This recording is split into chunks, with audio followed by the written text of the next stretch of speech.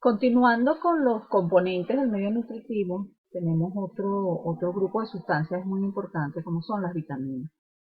Recordamos que las plantas verdes sintetizan sus propias vitaminas igual que sus reguladores de crecimiento.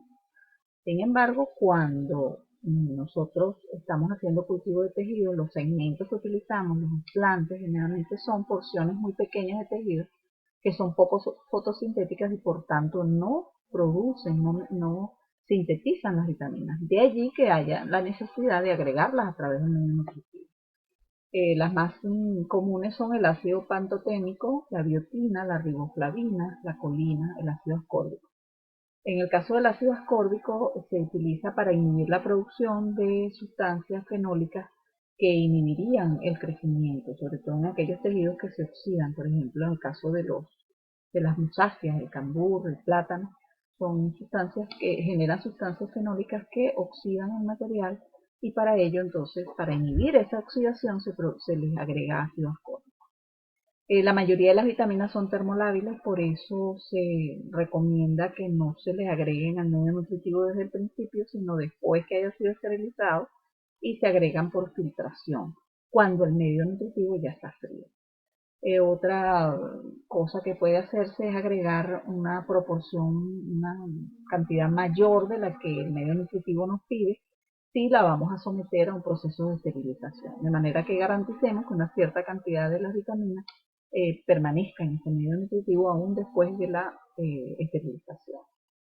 Las más importantes, además de las que ya hemos nombrado, son el ácido nicotínico, que generalmente se utiliza en 5 miligramos por litro, la tiamina, 5 miligramos también por litro, y la piridoxina, que se utiliza 1 miligramo por litro. Los agentes gelificantes o gelatinantes lo que tienen es la intención de evitar que los desplantes se hundan en el medio nutritivo y para ello se agregan y pueden producir medios sólidos cuando queremos una cierta gelificación y semisólidos. También va a depender, la decisión que tomemos va a depender del tipo de respuesta morfogénica que estemos usando y del tipo de material inicial, porque por ejemplo cuando estamos cultivando protoplastos no se recomienda ni sólido ni semisólido, sino más bien medios líquidos, entonces no se le agrega ningún gelificante al medio. Los más comunes son el agar, la agarosa, las erlitas y los alginatos. Sin embargo, se pueden utilizar sustancias alternativas de bajo costo como las harinas de arroz o de maíz y almidón. Quizás estas últimas tienen como desventaja que como le dan una cierta coloración blancuzca al medio, no nos permite observar con toda claridad las respuestas que puedan producirse en el tejido. Cosa que no ocurre con el agar, que nos da un aspecto transparente al medio nutritivo. Los líquidos se utilizan cuando no se agregan agentes gelificantes, entonces son medios líquidos que pueden usarse con o sin soporte de algodón o papel y que generalmente deben someterse a agitación continua en dispositivos especiales al efecto. Son importantes estos agentes gelificantes en la difusión y disponibilidad de los componentes. Es decir, si usamos un medio nutritivo demasiado sólido, demasiado gelificado, vamos a disminuir la capacidad de los tejidos de absorber los nutrientes de ese medio nutritivo. Y también otro cuidado que tenemos que tener es eh, vigilar muy de cerca el grado de acidez o de alcalinidad del medio nutritivo, porque un exceso de acidez puede hacer que el medio no gelifique bien. Dentro de las formulaciones más comunes o más utilizadas, por lo menos nosotros en nuestro laboratorio es el que más utilizamos, encontramos el medio de Murachie-Scoop. Las sales utilizadas en un medio, aquí tenemos las sales que se usan como para, ¿cómo se llama? Para proveer de los macroelementos y las sales para que proveen de los microelementos. Las cantidades que se utilizan están aquí señaladas en miligramos por litro y se pueden hacer las conversiones necesarias cuando se trabaja con mayores cantidades de medio. Por ejemplo, si se quieren preparar 2 litros, por supuesto se duplica la cantidad de miligramos que se le va a agregar, o si se va a preparar la mitad, se disminuye, se divide entre 2. Cuando queremos preparar soluciones madres, es decir, soluciones muy concentradas de vitaminas, utilizamos, por ejemplo, 200 mililitros de la solución para cada litro de medio nutritivo. Esto quiere decir que para evitar tener que estar continuamente pesando la gran cantidad de elementos, de componentes que llevan los medios nutritivos, se acostumbra a preparar soluciones madres, es decir, soluciones muy concentradas que después nosotros tomamos una alícuota o porción que agregamos al medio nutritivo y allí se diluye y llegan a tener la concentración necesaria. En el caso del hierro, el hierro se prepara aparte, en una solución madre aparte, no se agrega desde el principio a las otras sales minerales porque las oxidaría, y entonces se prepara en una cantidad, por ejemplo, para un litro de solución madre de hierro se agrega 0,74 gramos de sodio hecta, y de sulfato ferroso se agrega 0,556 gramos. De esta solución madre luego se van a tomar 5 mililitros para cada litro de medio de cultivo. Porque, claro, aquí están en una cantidad muy concentrada.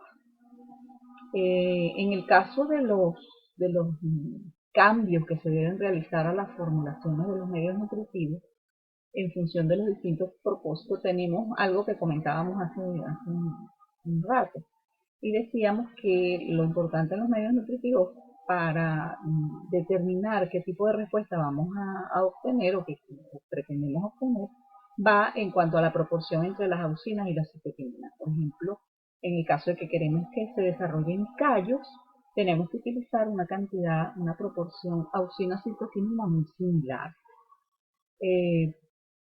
También tenemos que tener en cuenta que los otros cambios van a depender en función del tipo de respuesta que estamos necesitando y el tipo de desplante que vamos a utilizar.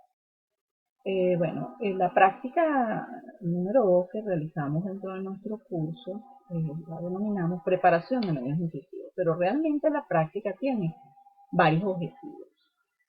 No solamente vamos a preparar medios nutritivos, sino también vamos a preparar las soluciones madres, es decir, las soluciones altamente concentradas que vamos a necesitar para posteriormente preparar medios nutritivos con más facilidad. Los objetivos de la práctica son 4. El primero es practicar el uso correcto de equipos, cristalería y sustancias necesarias para la preparación de medios nutritivos. En segundo lugar, poner en práctica el protocolo de preparación de medios nutritivos, es decir, el procedimiento. El tercero es preparar las soluciones madres de macroelementos, microelementos y hierro requeridas para la preparación de medios nutritivos. Y el último, preparar los medios nutritivos necesarios para la práctica de estos años.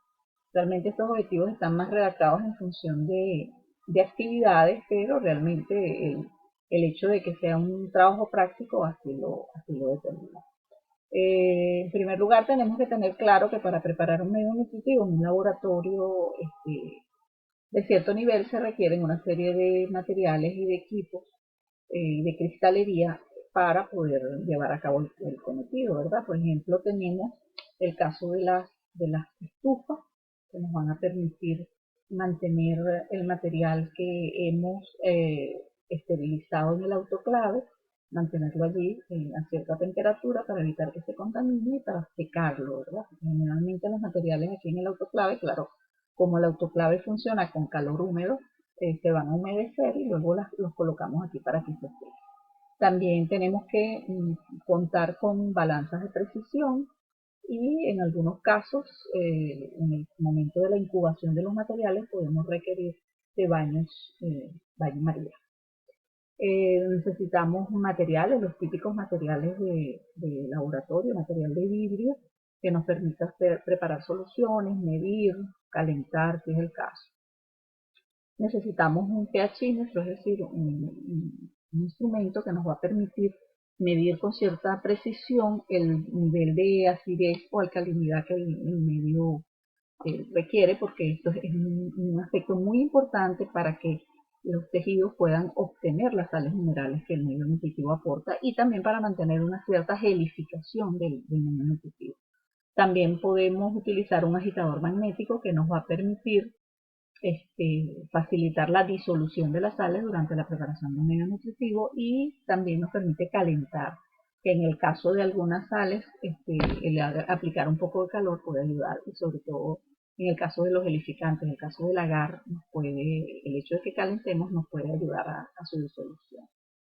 Decíamos que antes de preparar los medios nutritivos, uno prepara soluciones madre o soluciones stock, que son composiciones concentradas de nutrientes, las cuales están formuladas por las sales minerales que se emplean en un medio en particular. Incluso también se pueden preparar soluciones stock que no son de sales minerales, sino de las vitaminas e incluso de las hormonas. Nosotros en nuestro laboratorio preferimos agregar las vitaminas y las hormonas de manera directa al medio nutritivo y solamente preparamos soluciones madres de macronutrientes, de macroelementos, de microelementos y de hierro. Las otras lo agregamos de manera directa. ¿Y esto por qué se hace? Se hace debido a que son muchos los compuestos, son 16 compuestos, 16 sales distintas, por ejemplo en el caso de Murache Fu, y algunos de ellos se preparan, o sea, se tienen que pesar a cantidades muy pequeñitas porque requieren muy baja concentración.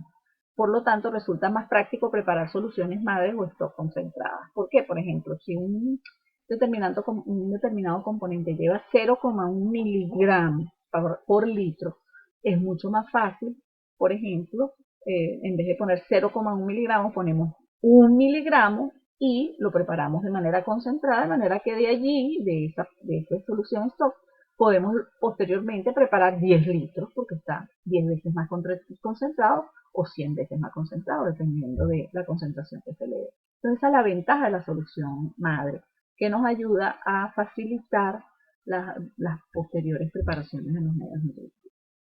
El procedimiento comienza por identificar muy bien cuáles son las sales que vamos a necesitar.